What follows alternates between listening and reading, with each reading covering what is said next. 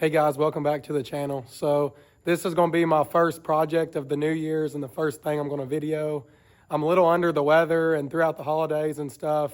Haven't posted in about a week or two, but today we're going to be working on this Gen 3 4.8. Supposedly it is a low mileage engine. I think it has 120,000 on it. We are just doing it. It's going to be in a swapped vehicle. We're just doing the cam and springs and oil pump and things like that. But it is going in a, I forgot the year, in a Caprice, like a box Chevy. It's going to have big wheels on it and all that stuff. And yes, I know this 4.8 is not going to like that, but we're going with the famous BTR Truck Norris cam. We're going to do, it is the normal Truck Norris. We're going to do the valve springs, push rods, and the Melling 10295 oil pump. I'm not sure if I've talked about that oil pump yet, but the Melling 10295, I think it's a great oil pump. It is standard volume, high pressure. I really like it. It comes with different springs. I've never actually changed one. It comes with both different O-rings you need depending on your pickup tube style. But we're going to get working on this, do the valve springs, the cam, the oil pump, and the push rods. I'm going to try to film as much as I can of it. I have another engine that I'm going to be working on soon. It is a 5.3, and it's a short block right now. I'm going to try to film it and get a very detailed video on putting it together. But this one, I should be able to get a detailed video of you guys putting the springs on and putting the cam in and stuff, like a little informational. I'll go ahead and show y'all my valve spring tool here. It is a Bluegrass Performance. I bought it years ago. It works great on single valve springs like the Beehive style, but when you do the dual springs, it don't like to do those very well. I ended up taking it over to a buddy of mine and using an air, like a clamp, but this tool works great. You can see the logo there, Bluegrass Performance, made in the USA. It does great for your normal valve springs. I'm gonna get a time lapse going. We're going to tear this engine down and film putting it back together. Okay guys, so I wanted to show y'all here. I bought this bolt at a hardware store, and here's the factory dampener bolt. You can look and see the difference. The bolt I bought is maybe about a 1/2 inch longer, but it allows you to thread this into here for when you use your puller, and it gets more threads over the factory bolt. And then when you put this on here, you can pull against it, and you're not pulling against the very last few threads of the crank. So just that 1/2 inch makes a big difference when you're using a puller. It keeps from stripping out the end of the crank. And then when this starts to work its way out, you have to loosen this back up. That's when the factory bolt runs out of threads.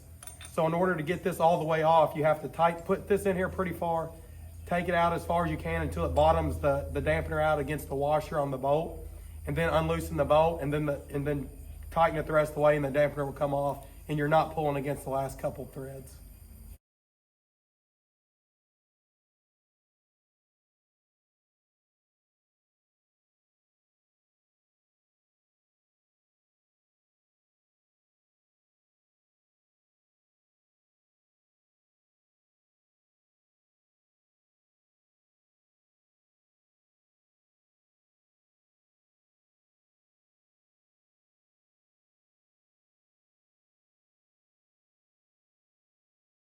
Okay guys, so we got the oil pan off and we got the front cover off. Now we're fixing to remove the pickup tube and the oil pump. The windage tray bolts, they are a 13 millimeter.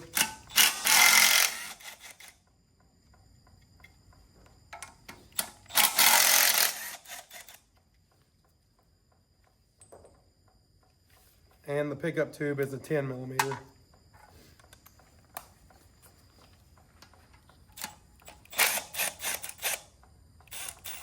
That's a very important bolt you don't want to lose.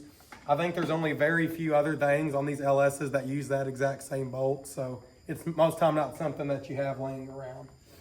I want to show you guys when we get this pickup tube out of here.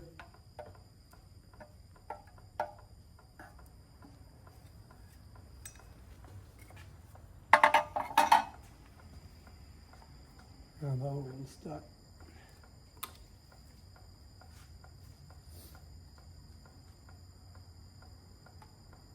Let me grab a screwdriver.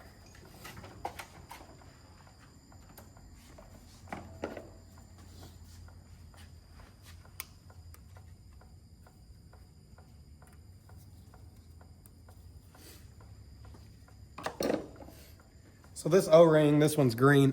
You can see they kind of flatten down on the sides, they flatten down a little bit, and that causes a seal between the end of the pickup tube and the oil pump. When they smush, it lets oil get by it. Well, on a lot of these higher mileage engines, this O-ring wears out, and that's what causes a lot of oil pressure issues. And we start having oil pressure issues, that's when your cam bearings and all that start to go down. This one is actually not too terribly bad, but like I said, this engine only has about 120,000 miles on it. And if you look around in it, under the valve covers, in the oil pan, under the timing cover, it's all pretty decent shape. It looks to be in good shape. Another thing you can kind of tell, you can look in the oil pump, and when I get it off here, I can show you.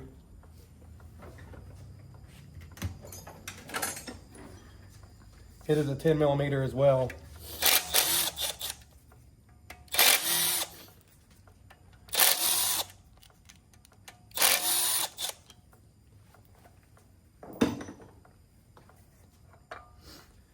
You can look at the wear inside the oil pump. Sometimes these teeth and stuff will have a lot of wear, and you can see a little bit of metal shavings. You can actually get metal shavings from this, but this one looks to be in very good shape. We're definitely gonna go ahead and replace it anyway, but you can definitely tell there is signs that this is possibly actually a low mileage engine, which a lot of people say, you know, oh, this engine's got 100,000 miles on it, you tear it apart and it looks like it's got 200,000. But this does just seem to be a good low mileage engine. We're gonna pull the cam out and look at it. We're gonna look at the bearings, make sure all that looks okay, and then we'll start assembly. Okay guys, so we're gonna go ahead and get the timing chain, the sprocket off, and get the timing chain off.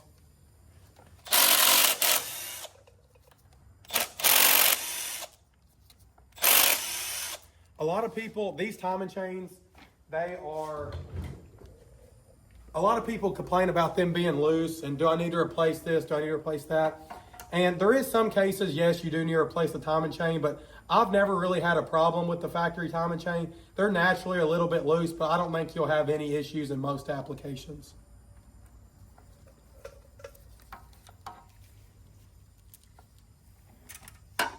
Once I get this cam retainer plate off, I will show y'all another major oil pressure problem.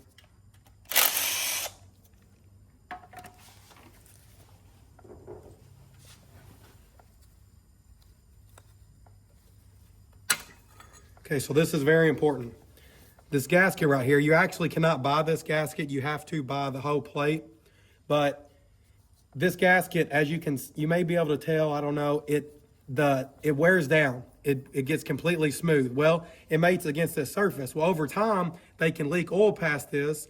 As your oil pump feeds as it runs through the lifters and comes here, it's supposed to stop it. Well, if this gasket gets wore down and ain't sealing like it should anymore, it can sit there and bleed oil pressure off. That is another area where oil pressure can be bled off.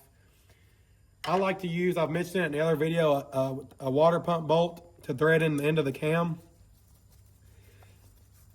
And I always like to spin the cam to get the lifters up in the tray.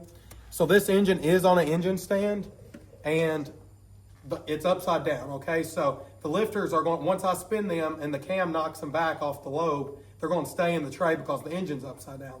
Well, if this is in the truck, the engine's going to be right side up, and if you pull that cam out, the lifters, if the trays are not holding it, which you don't ever want to trust it, because then it'll fall in the oil pan, then you'll have to take the oil pan off or remove the engine.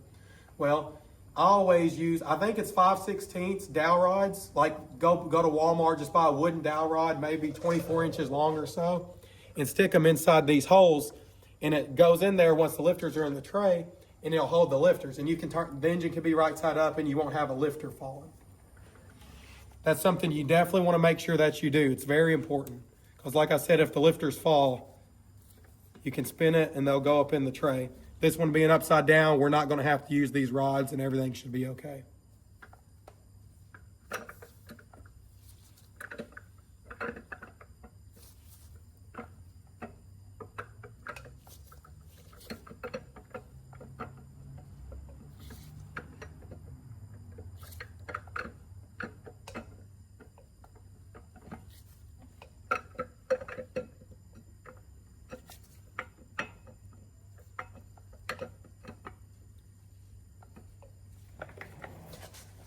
And we're going to set this factory cam out of the way and go ahead and take a glance at the bearings.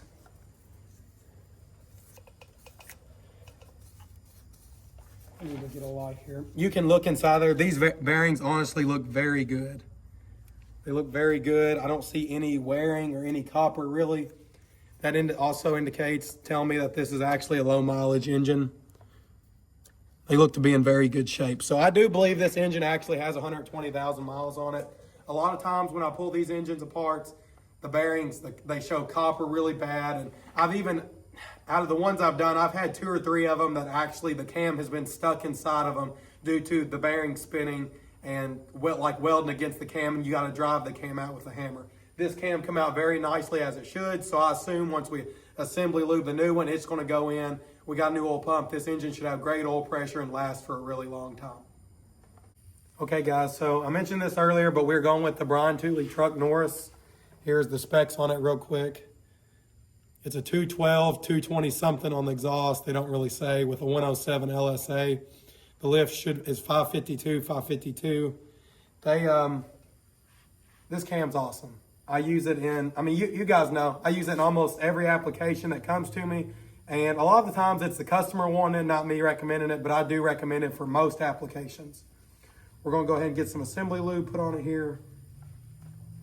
I wanted to go ahead and put the cam in before I turn the engine over to do the oil pump, because like I said earlier about the lifters being in the tray, you don't want to forget and turn your engine over and the lifters fall out. In our case, it wouldn't be that big of a deal, but because the engine's out of the truck, but it's not definitely not something you want to do.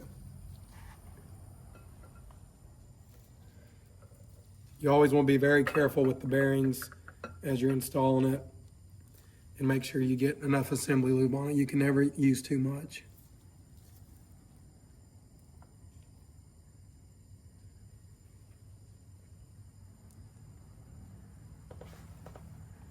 Especially on the bearings.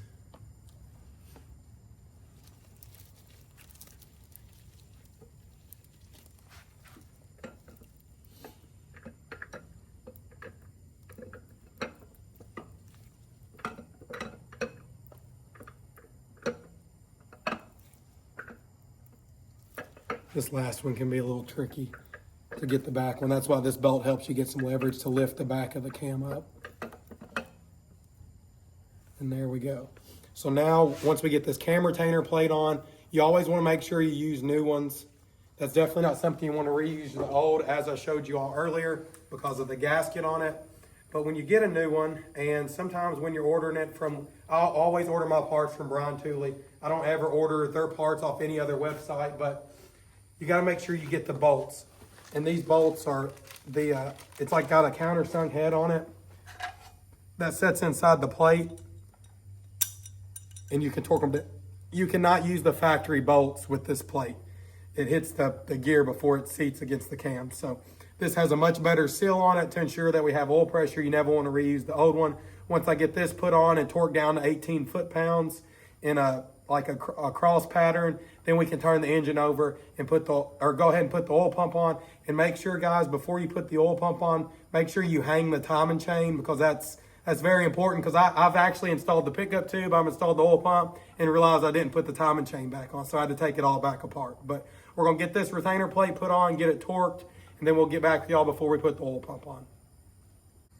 Okay, guys, so we got the oil pump slid on the cog on the crank here. We're going to go ahead and just put the bolts in. You got to align the oil pump, and I believe they may even make a tool to do it, but a simple way to do it that's effective is just leave your bolts loose. You can get them pretty snug, leave them loose, and then take a bolt, put back in the crank, and turn the engine over. And that will center everything, and then you can torque it down. I believe it's 18 foot-pounds.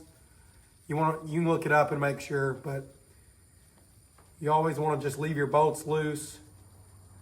Get them down fairly, but you can leave it loose, spin it, and it'll align itself.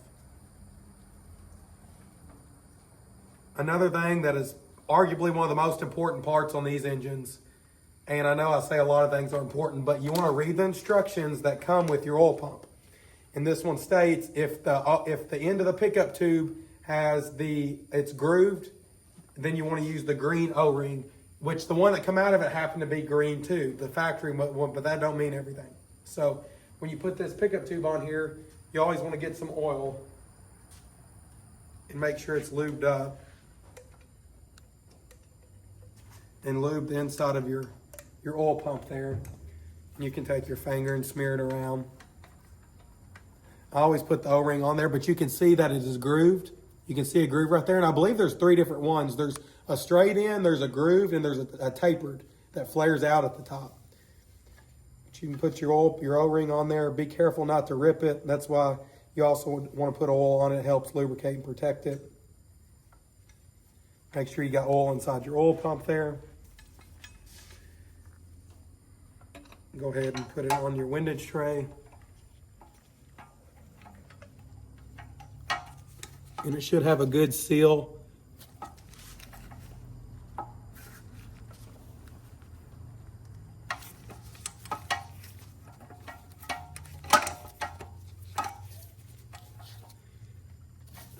I'm having trouble with it here.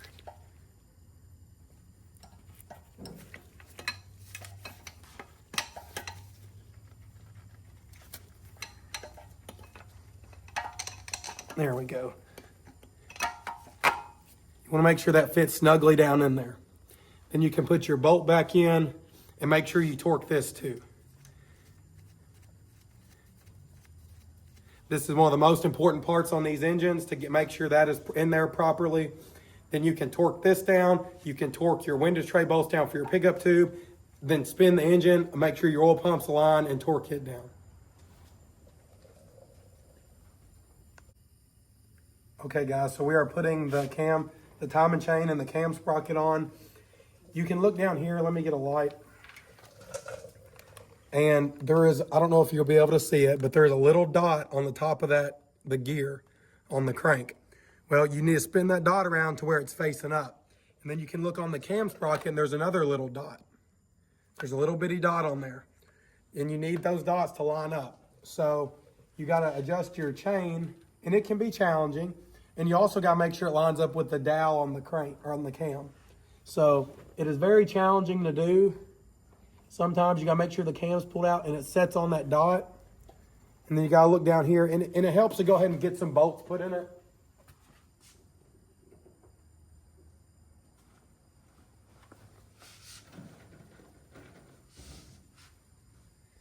It helps to go ahead and get some bolts put in it. That way it kind of holds the cam, and you can make sure that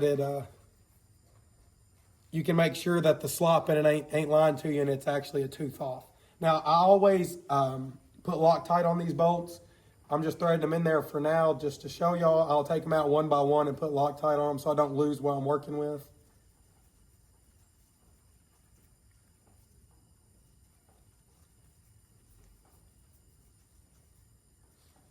You can put these in here and tighten them up. And don't forget to torque them after you take them out and put Loctite on them.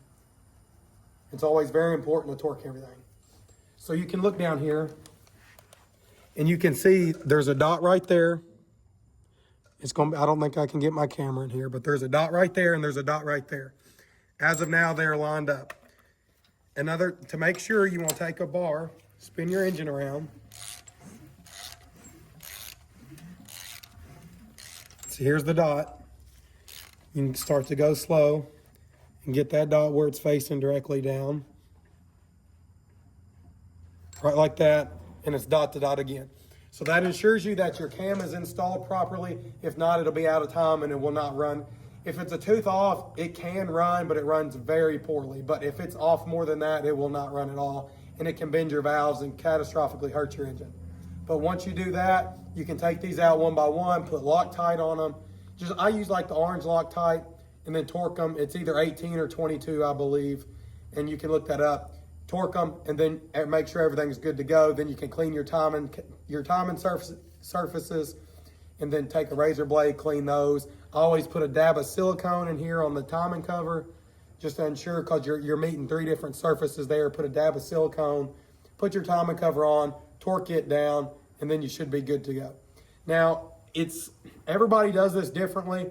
I always leave the timing cover loose and put the balancer on, tighten the balancer, and then torque the timing cover to make sure it's aligned. Some people do that, some people don't. That's the way I like to do it, to ensure that your front main seal is properly centered on the crank so you won't have a leak. We're gonna go ahead and do that, and then we'll get back with y'all when we are doing the valve springs. Okay guys, so we got the oil pan on, We got the front cover on, we got the balancer. We always leave the cover loose, put the balancer on first, tighten it down, and then torque the cover down so everything is centered. Now we're gonna work on the valve springs. With the engine out of the truck and the manifold off of it, I always shove a piece of rope in there, about 5 foot long probably. Just fish it through there and tighten it up on there and let the piston close. That way it holds the valves closed for when you do the valve springs. This tool, you just tighten it down. You mount it, it mounts in the location of the rocker arms. You can tighten it down.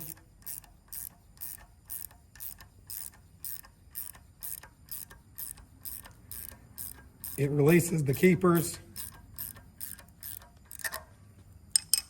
Take a magnet.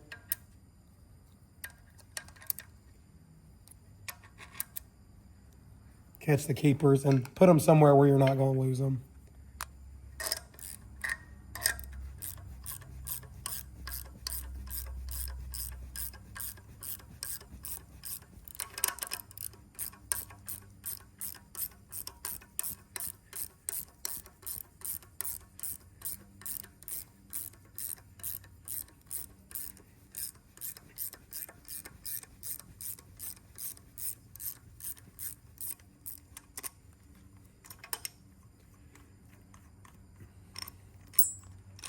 And there you go. Now you got your valve spring off. Now these Brian Tooley, the 560 springs, they reuse the same. They reuse the factory retainer. It sits on there. Use the factory retainer and the locks.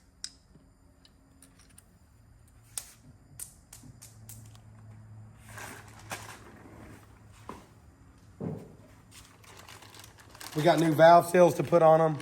Always take a pair of pliers, pull the valve seals off.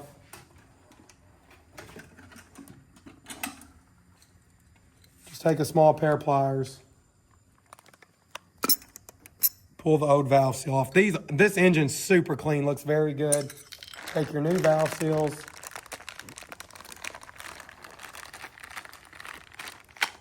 Always take a little oil and put inside of them.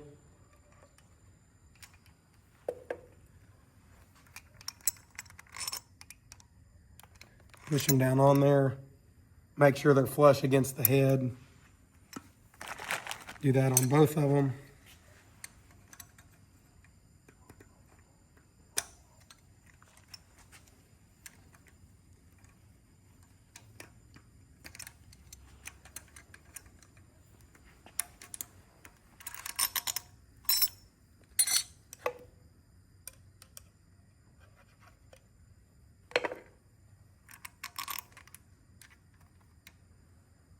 Then again, push it down on there, make sure it's flush with the head. And then you can take your new springs.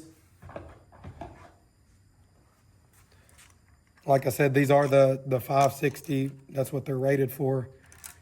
Set these down on there, take your factory retainers. Put those on there, kind of center them up, tighten this back down.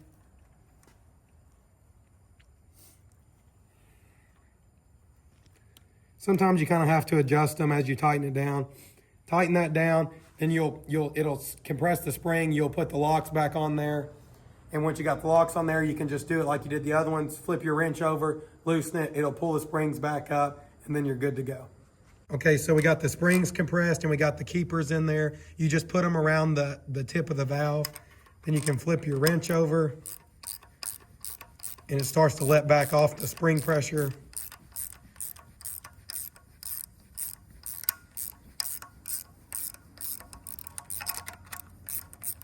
Then once you get it loose, you can take the tool off and move on to the next.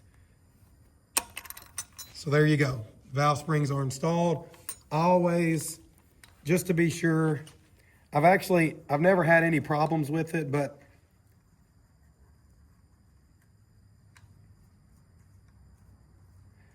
always, once I get the tool off here, I always take a hammer, like a rubber hammer or something, and just hit them just to make sure that the keeper's in there good and it don't come back off. We're going to get the rest of these done, and we will show y'all how to torque the valves properly. Then we're gonna get the valve covers on, and then we'll be done with this cam installation. Okay guys, so we just put the rocker arms on here, got all the push rods in and assembly lube on both sides of them, and put assembly lube on top of the valve springs. We're going through the valves here real quick. You want to make sure the cam is on the base circle. As you can see, this intake valve right here, or this exhaust valve right here, is pushed down. You want to rotate the engine. Now the intake valve's going down. You want to make sure they're both on the base circle of the cam. That means that they're not moving. And then you can take your torque wrench and torque them down. And that lets you know that it's on the base circle of the cam and that they're properly torqued. We're gonna go through, we've got the rocker arms torqued, we're gonna put the valve covers on, and then we'll be done with this engine. Thank y'all for watching. Please like, subscribe, and share.